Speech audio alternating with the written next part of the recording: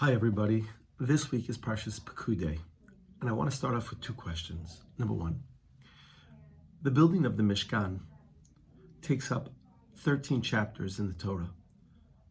The Mishkan is a temporary dwelling.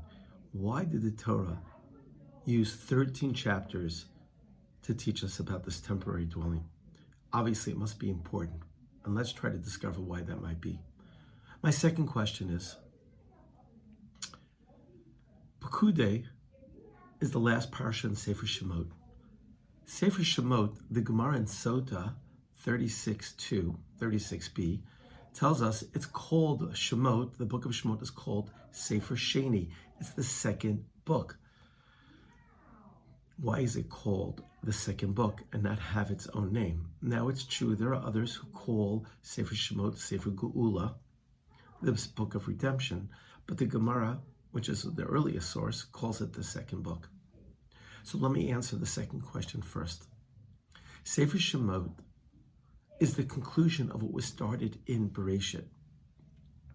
The creation of the world, the emergence of Avram and his family, and that climaxes in the second book as the family grows into a nation, receives a Torah, the building of the Mishkan, and on their way to Eretz Yisrael.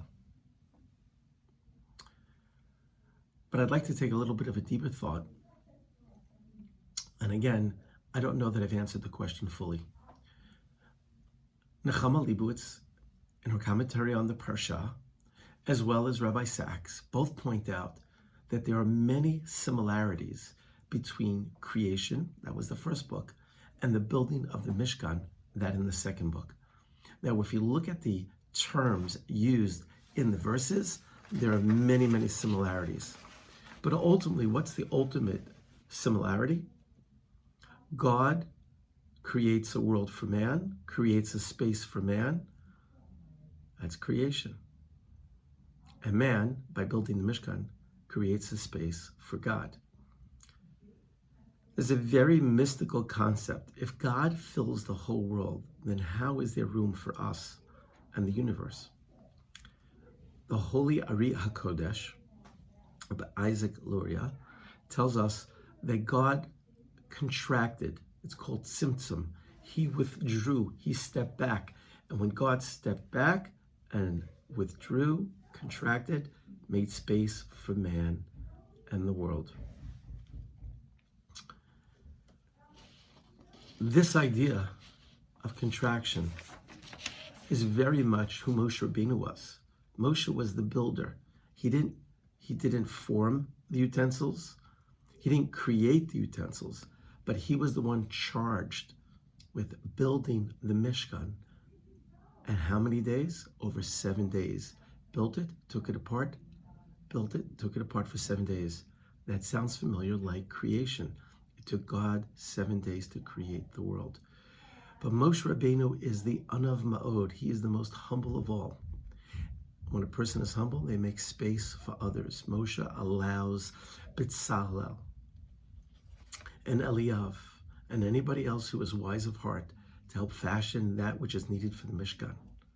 Once it's completed, it's only because God commands Moshe to put up and build the Mishkan. So ultimately, creation and making space for others is the message of Bereshis and Shemos. So we come full circle. We end off by saying, Chazak, Chazak, v'nis chazek. Hashem, give us strength. That this temporary dwelling that we made in the Mishkan teaches us that we, as God contracts, and that we also step aside, but we also create, allows for the mortal and the divine to live together in this world. So going back to my first question, why set aside 13 chapters to teach us that is the purpose of this world? As the Baal HaTanya, the great first Lubavitcher Rebbe, wrote in his book, the purpose of man is to make a dwelling place for God in this world. And so we take 13 chapters to make sure that message gets through.